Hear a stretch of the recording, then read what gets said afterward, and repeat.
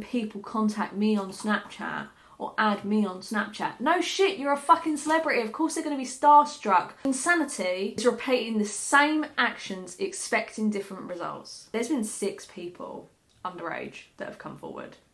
6. Hey guys, so today I want to go through my thoughts on the James Charles taking accountability video, but before I do, if I'm gesturing and you see paint on my hands, because I've been painting my flat for the last 3 days, but I have a lot to say on this. I've been replying to a shitload of people on Twitter about it. Some of the people, I'm just astounded that they don't see this as a fucking issue. Before I even get into the video, which I will be fully reacting to and going through it step by step to make sure that I don't miss anything, I just want to say that Keemstar holding up Jeffree Star as if he's the pinnacle of, you know, greatness for showing that James Charles was a predator 2 years ago or whatever, just makes me fucking sick, considering 1, Jeffree Star has a ton of allegations against him as well. 2, that was not his story to tell. Even insinuating that he would show people this voice memo off the air, off record, was fucking sickening. If you want, we can pause and I can go in another room and play Banks what I have on my phone, and he can determine if he would have sent the same tweet. That really worries me at the amount of people that like Tatty, like Blair White, FaZe Banks, that he's shown this to when it's not his fucking story to tell. That makes me sick as someone who has gone through this before. And people as well turning around and saying that, well, Tatty tried to warn us. Tatty lost all fucking credibility when she flip-flopped and turned around and said that, oh, we forgave each other. We were both manipulated. It was Jeffree and Shane that did this to me. It was, you know, they were the ones who made me upload that video. You know, they really gaslit me. Sorry, but take responsibility for yourself. A couple of weeks' time, I guarantee Tatty tries to make a fucking comeback. Now that James has all of these allegations, she thinks it'll be safe to come back. Similar with Shane, actually. It seems like I'm annoyed. It's because I am. I think this is one of the reasons why people didn't take Trisha seriously for a really long time around David Dobrik, because she over-embellishes and she's lied about things so often in the past. It's like the kid who cries wolf. You cry wolf so many fucking times and it's not true. No one's going to believe you when it is. And that's what sort of happened in the David Dobrik situation. Let's get into this. Hello everyone, James Charles here, and today I'm going to be making a very important video about a very important topic. Sorry, I know I've already paused the video, but something I really need to mention. So many people were turning around and saying that, oh, I was waiting for this to be an April Fool's joke. 1, it scares me that no one had even seen these allegations or taken them seriously. And 2, they also were saying like, oh, you know it's serious when he says hey everyone and not hey sisters or hi sisters. Do you not think that really would have been inappropriate? The reason he said hi sisters in his No More Lies video, I believe, was due to the fact that he brought so many receipts, and that was regarding people that were of age, that he could combat all of the negativity around that and therefore was confident with that video. With this one, we know that all of these allegations he's already admitted to. Observe did do a huge reaction on this. It's like 50 minutes long. I haven't watched it because I don't want to be swayed. I have my thoughts already. Wow, it's only got 4 million views, really? I say only, not like I get 4 million views. Don't his other videos get a shitload more than that? He's got 25 million followers. Yesterday he had like 25.7 million. He's now got 25.6. Weird. Sorry, I know this is slightly off topic, but normally apology videos get like 10 million views or something within the first couple of days. This has been out for 2 days and only has 4.8 million views. Because for instance, I don't obviously normally watch his channel. I think a lot of people that came there for the apology video, quite a lot of them, at least say 1 million, likely don't watch his channel but have seen a lot of the drama channels around it. And yet his normal videos some of them can get 10 million views, like I shaved my head because that was like very clickbaity, but most of them get around 5 million views. So I'm surprised that it's only got 4.8 million views. The other thing I was going to say before I noticed the views on this video was that I am happy that James actually put this on his most viewed channel. Not that I don't think he has any others, I'll double check, But there are so many YouTubers, look at Dr. Mike, look at David Dobrik, and they put their apology videos on their smaller YouTube channel so that their main following doesn't see it. I will say that, I think it was Elise, no, it was Repzilla. He did say on Twitter, I think, that he's calling out that he didn't think the dislike ratio was right because it was around like, I don't know, 3,000 dislikes versus like, I don't know, 30,000 likes or something like that. It's now 234,000 likes to 73,000 dislikes. Side note, really quick. I really think that YouTube should be taking a stand against such predators like Shane, like Jeffrey, like James Charles, versus removing the numbers on the dislike button. I think they had their priorities misplaced there. You know, putting manipulative pieces of shit like David Dobrik on the trending page probably isn't the best idea. Let's carry on. As many of you guys know, about 2 years ago now, I was involved with a very public online scandal, and within the past couple of weeks, similar accusations are being made again, and I think it's very important that I get on camera and talk to you guys honestly about what is going on. I watched this already, but he says that he's going to be honest about talking about what's going on. One of the things that the Jenna Marbles apology video did really well is that she was like, this is what I've done. I fucked up. I'm never going to do this again. I think what Jenna realised, which a lot of these other YouTubers don't, and Smoky Glow said it really, really well, which really, like, was really perfect, and I'll link her video below. Apology videos, oh, I've put an apology video out there and therefore they have to forgive me and I can just carry on as normal. No, that's not how apologies in general work. If you've apologise for something serious like this, if you manipulate people or take advantage of your audience, etc., you have to show growth. There's so many influencers that take time away and they don't actually do anything to grow as a person. They just like, oh, well, I'll just party in the pandemic and then, you know, people will forget about it because something else will happen in 6 months. Especially nowadays, people aren't that forgetful of this bullshit. I've said before that whichever platform they're on, it's a privilege. It is not a right to have that platform. I don't give a fuck if you built it over 10 to 20 years and you lost it because you used it incorrectly.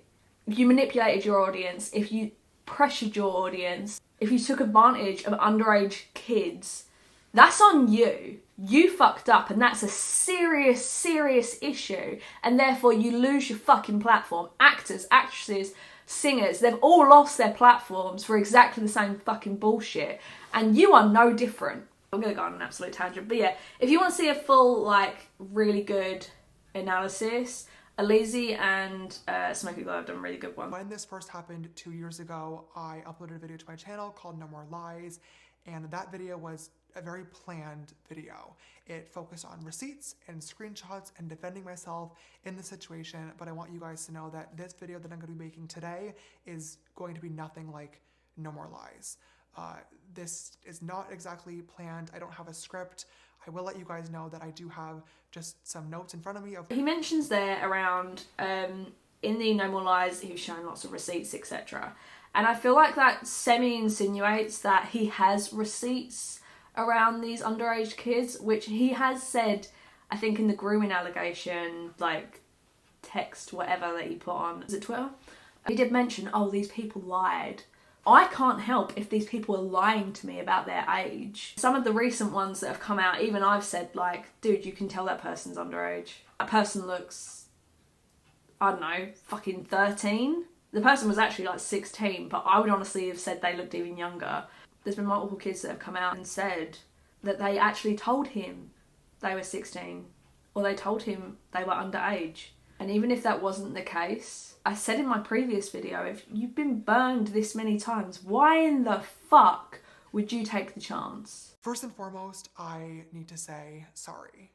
I owe a massive apology to anybody that I've hurt or anybody that I've made uncomfortable with my actions. So I think that part's really important. James Charles, in the Logan Paul podcast interview or whatever, turned around and said, firstly, that he's into people around high school to, you know, early 20s age or whatever, seniors in high school. Kind of makes sense, he's 21, you know, people around 21 to 18, I can see them him being attracted to those kind of people. However, something that really made me uncomfortable was the fact that he turned around and said that he would have conversations with people and they would say that they would love to have a relationship with them, but they live too far away or something along that line, so they can't even meet.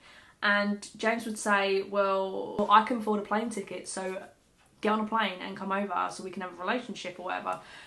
And they said that they didn't feel comfortable, and he said that this is the problem. Talk to guys that live in different states and stuff, and I'm like, hey, like, why don't you come visit? And like, well, I can't afford a plane ticket. Yep. And it's like, okay, well, I can. So like, get on the plane. And like, well, I just don't really feel comfortable with that. But like, I love you and I really want to be together. And I'm like, well, we can't be together because you can't afford a plane ticket. You're probably still in either high school or college, like a senior in high school or in college. Right. So like, either you accept the flight and realize that like, this is what I'm bringing to the relationship so we can spend time together if you actually care about me. Yep. Or we literally never meet. The way he said that sounded like he was pressuring anybody who was semi-interested in him to get on a fucking plane, be with him. I'll say, I've been in a situation where someone said that I will drive all the way to come to see you, and they've made it very clear that because they're driving all that way, they expect certain things from me. And I made it very fucking clear I was not comfortable with that, and therefore, get the hell away from me, you're blocked. I've been in a similar situation, and it doesn't feel good. It feels like you're being pressured to do things that you're not comfortable with, just because you guys live far away. That's not how relationships work. And if that's how a relationship is going to start, God knows how the fuck that person would have been manipulated or pressured when they were in the relationship. Because some of the messages he sends is really deplorable, which I want to get into before we continue. So some of the messages he said, he was trying to pressure the kids into sending nude pictures or any pictures, like even torso pictures. Obviously feel uncomfortable, and they'd make probably some excuse, and he'd say something along the lines of, well, I only take 30 seconds. And he also turns around and says that, he literally says that he's horny.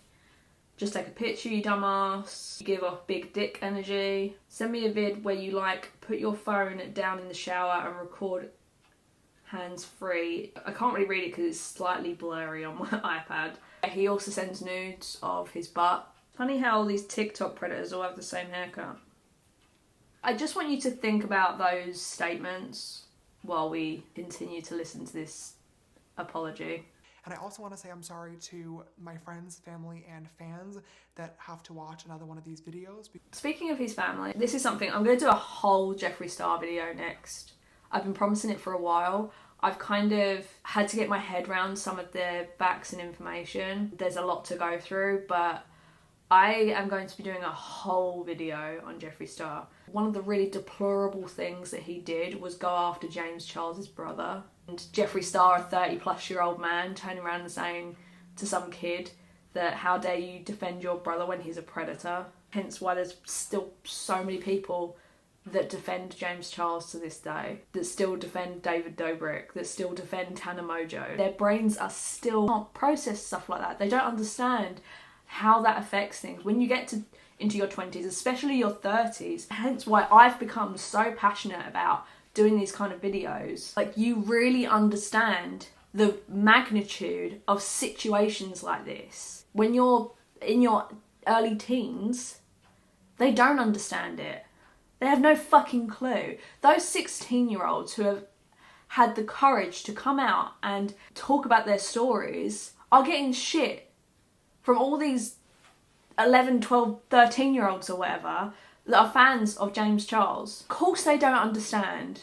I fully understand my actions and how they are wrong.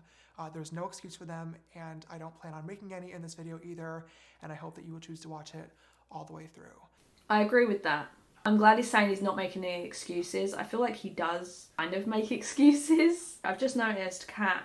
So Kat Black, I mentioned her in a previous video regarding Poncetta, and even she's commented saying that, to be honest, anytime I've ever been approached by a fan in a flirty manner, it makes me really uncomfortable. So I actually don't exactly get how someone would feel comfortable pursuing anyone who's in their fan base. I don't know, maybe I'm weird, but 59,000 people agreed with her, so. In case anybody isn't aware of what's going on, within the past couple of weeks, 2 different people, both under the age of 18, have recently come forward saying that they had inappropriate messages with me on social media. This really frustrated me. So he said that he's filming this on the 31st of March, so he can't turn around and say that the additional people came forward after the 31st of March. There's been 6 people underage that have come forward. 6. What worries me, firstly, men, or even young boys, men are less likely to come forward because of sexual assault, rape, or inappropriate behaviour. And just don't do that. The percentage is crazy. Secondly, this is just the ones that have come forward. There are 6 that have come forward. How many haven't? That does frighten me. I said this in the mini-lad situation. How many survivors are there of this inappropriate behaviour? Because not everyone comes forward. They don't feel comfortable. They just want to forget that it ever happened. For a lot of people, this sort of stuff is traumatic. This quote and say 2 to minimise it, it's just dumb. Because Google search and find that there's more than fucking 2. One of them being from last year and one of them being from more recent.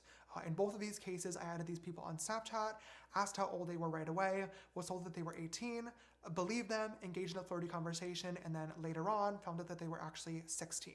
So the kids messaged him, he asked how old they were and just believed them. This is the thing that I don't believe. Firstly, he's been burned so many times looking to experiment or whatever. Secondly, his channel is bigger than it was before Bye Sister, where he lost 3 million subscribers. He's only lost like less than probably 100,000 or maybe just over 100,000 because like I said, it's only dipped by 0.1. Why for himself would he not just think, I need to be careful? I just think he got to the point of again thinking he was just untouchable. It's like this repetitive loop that we're all in. Insanity is repeating the same actions expecting different results. I think James Charles is slowly going fucking insane. Upon finding out, I was immediately embarrassed and blocked both people. Later on, when I saw them making videos about it and those videos going viral, my immediate reaction, completely honestly, was to be really, really upset.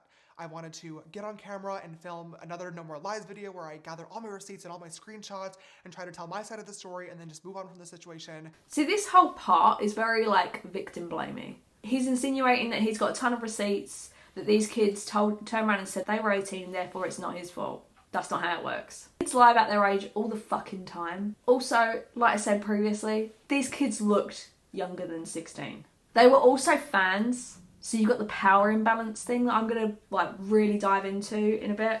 To even insinuate that, well, he's got receipts is so victim blaming. And now, looking back, that was so stupid because as I did more research on these topics and self-reflected, I realized that the receipts and the screenshots and the specific details of the interaction really don't matter because I fucked up.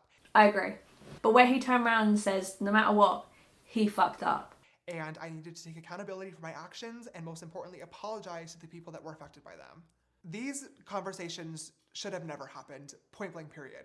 Agreed. Doing research into these people's public social media profiles would have revealed their true ages and therefore these conversations would have never happened in the first place, but I didn't do the research and that is what is so embarrassing. Embarrassing? It's embarrassing? I think it's a lot more than embarrassing. That's career ending. As an adult, it is my job and my responsibility to verify who I'm talking to and therefore there is no one to blame for this other than myself. To the guys involved with this situation, I want to say, I'm sorry. I'm sorry that I added you. I'm sorry that I flirted with you. And I'm really sorry if I ever made you uncomfortable. It is completely unacceptable. Agreed. It is unacceptable. I was being reckless. And after looking back and finally realizing that this was my own fault, I started doing a lot of thinking and reflecting to really try and figure out why I was actually allowing myself to be so reckless in the first place. In all other areas of my life, my friends, my business, I like to think of myself as pretty put together and on top of things. This is what, I think really confused people is that for the last year, he has seemed like he's grown up. Don't mind Casper. It seemed like he was more of an adult. And I couldn't understand why relationships were the one outlier. Why were they not working? Why was this area of me so different? And I finally came to a conclusion. It sucks and it is ridiculously embarrassing to admit this, but I think I have to, and that is that I'm desperate. Isn't that the same bullshit that Millard came out with when he said that he had nothing left to lose, that he was desperate? That's why he started flirting and sexting 17-year-old girls. I do understand that with these videos coming to light, it's really starting to, not even starting, it's really looking, period, like I'm actively searching for younger people to be in a relationship with, and I just want to say firsthand that that is absolutely not the case. Where's the lie though? It's a pattern of behaviour that you're looking at fans. It's a pattern of behaviour that he's attracted to underage people. I find it personally kind of disturbing now. If you look at like a lineup of all the people that he has had inappropriate conversations with, even if they're 18, they are all of this similar sort of look and age, and it's a pattern of behaviour. That's what's scary. My hope has always been to be in a relationship with somebody around my age or older that I can relate to and that can make me laugh. And unfortunately, I've not been able to find that person yet. Might be because you're looking in all the wrong places. Could have something to do with it. The idea of actually being in a relationship became so important to me that I was willing to trust too quickly, miss out on red flags, and most importantly, not take the precautionary measures that really anybody, but especially somebody with a public platform, should be taking before talking to anybody. And this part kind of just pisses me off. I didn't take any notice of all the red flags. Were you drunk? Were you on something? The red flag was that these kids were so fucking clearly underage. I had the mentality that I could reach out to literally anybody and use my Explore page and For You page as a dating app, and eventually I would just happen to find the right person, but that's just not how dating works, literally at all. It's gross. I agree, it's gross. This is something I said in a previous video, is that him trying to actively date fans and be flirty and inappropriate with fans, whether they're underage or of age, is a clear manipulation of fucking power. I've had people say to me on Twitter that, well, where does it end? If, like, you know, how are they gonna date someone? At least he's mentioned there is an app for famous people, so you're not trying to date normal people. And even so, why didn't he go on fucking Tinder or Grindr or Match.com or some shit? An Explore page and a For You page are not dating apps. It's inappropriate and gross. Somebody said, I think it was on a comment on Elise's video. I really agree with it. It's something that I couldn't find the words previously. It's like he gets off on having the power. He gets off on being adored. The adoration and the expectation because this person is famous. It's almost like he loves that, and that's why he was going after fans. That's why he didn't go to dating apps where people he would end up talking to have no fucking clue who he is, and therefore he would have no power over them. He would have no influence over them. It's weird and it's desperation. He says desperate and desperation quite a few times in this video, doesn't he? Like it's an excuse. When these videos started to come to light, power imbalance became a really large topic of conversation on social media, and rightfully so. They flirted first. Like, you didn't use your fame, money, and power to get anything. So power imbalance can happen even when it's not intentional. What I wasn't getting before is that the excitement that comes with talking to a celebrity is literally enough to make somebody do or say something that they normally wouldn't, even if that celebrity isn't intentionally weaponizing their fame, money, or power. Congratulations, you caught the fucking concept.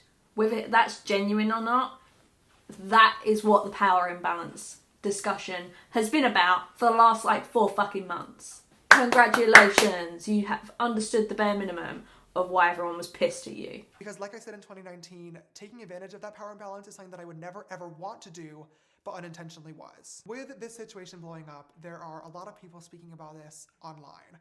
I understand that posting this video today is not going to stop those conversations, but is going to spark more of them, and that's something that I am completely okay with, because I really feel like these are topics that we need to be speaking about a lot more. Saying all the right words, isn't he? I agree that sexual assault, rape, power manipulation, power imbalance, manipulation of your audience, I think it's all topics that need to be discussed.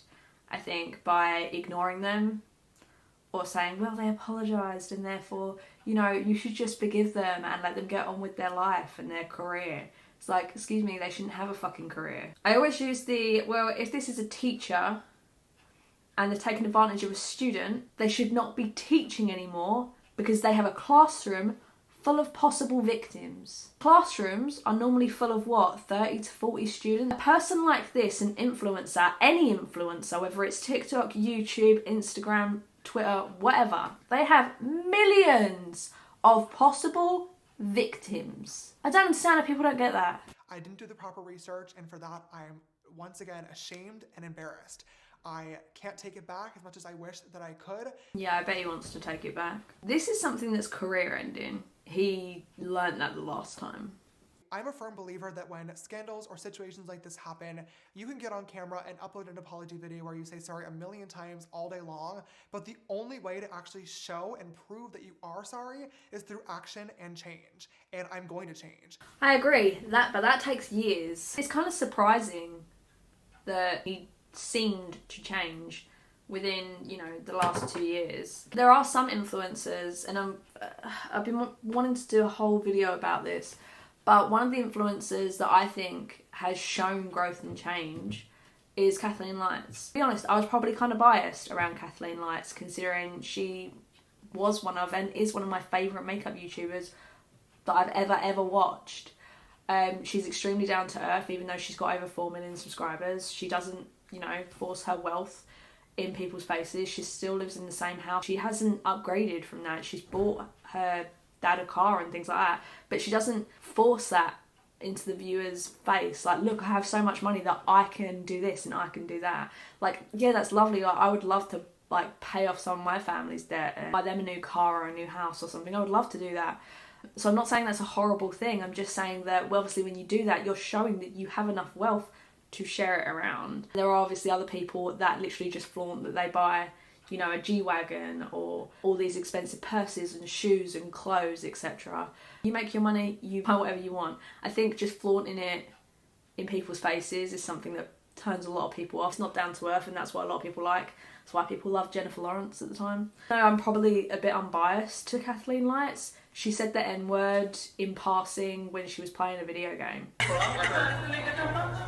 Was that wrong? Yes. She should never be using that word. There's no excuse for it. Thankfully, she wasn't just shouting it in the street like Shane Dawson, but she still shouldn't have said it. She, in passing, apologised about it. Miami it was a huge natural disaster kind of thing. So the power could be out for like 3 weeks. I don't know when I'll post the next YouTube video. So I really just wanted to get on here one more time to tell you guys how truly sorry I am about what happened last weekend. And I know there's no excuse, and I have no excuse. And then she actually apologised genuinely for it on her Instagram. Very clear that there is never an appropriate scenario in which to say a racial slur ever, period.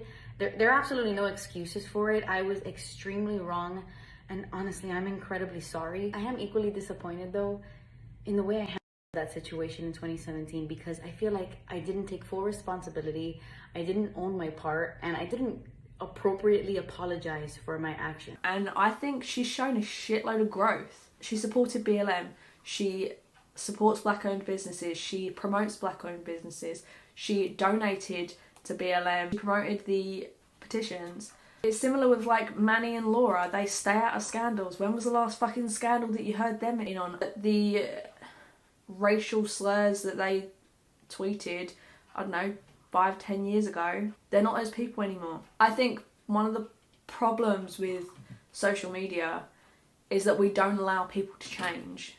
We don't allow people to grow, because if you're not going to let people grow, then why the fuck would they? There are definitely situations where there's no behaviour that is excusable. Taking advantage of underage kids, I think that's a complete platform removal. I don't think that should ever be allowed. And I'm making a promise to all of you right now on camera that I will be way more careful moving forward with every single person that I speak to. Saying that he's going to be more careful with every single person he speaks to, just again, feels like he hasn't really learned his lesson. He literally says that he said the same thing in his No More Lies video. Please also, for the love of God, stop flirting with people that just genuinely contact you. It's not just the Explore or For You pages. It's when people contact me on Snapchat or add me on Snapchat. No shit, you're a fucking celebrity. Of course they're going to be starstruck when you fucking contact them. I hope he doesn't use that as an excuse next. I didn't understand how a situation like this could affect the people involved, but now I do. And for that, to the victims, I am so, so sorry. And I promise that something like this will never, ever happen again. It fucking better not. This isn't just I'm holding myself accountable. This is a crime. Because it's inappropriate behaviour with a minor. Something that Smokey Glow said, I kind of agree with, is if he wants to hold himself accountable, walk yourself into a police station. It's not as simple as just apologising and taking a year off. Even though I won't be here posting, I do want people to know that I will still be here, available, listening, and learning. He says that, you know, he wants to listen. And people like Jeffree Star or David Dobrik or whatever have said that they're here to listen and then turn off their fucking comments section. Is that pedo logic? So I appreciate that. One last thing I want to mention before I close off this video is the fact that he hasn't just been inappropriate with minors. I need to eat my words. I said in a Trisha video that James Charles befriending or being a mentor to Charli D'Amelio, she was insinuating he was a predator, was ridiculous. I was definitely in the that's ridiculous, Trisha, what the fuck are you talking about? You're reacting as usual. There's 2 videos now that are going around from, I think it's like 2017, 2018, of James Charles humping Emma Chamberlain when she was underage. To get ready, so let's just get into it. We need can someone go get the bench? Someone who's strong, James. Stop. Those videos make me really uncomfortable. I have to apologise. I thought obviously because he's a gay guy, he would never do anything inappropriate with Charli D'Amelio, but that could have happened to Charli. That should never have happened to Emma. I take back what I said. I was wrong. Whether it's meant in a jokey way or not, that's sexual assault. If you enjoyed the video, give it a like. If you didn't, give it a dislike. You know, it's there for you to use. My next commentary video will be the Jeffree Star video, I promise. So if you want to see that, make sure you subscribe below, and I hope to see you all in the next video. Bye.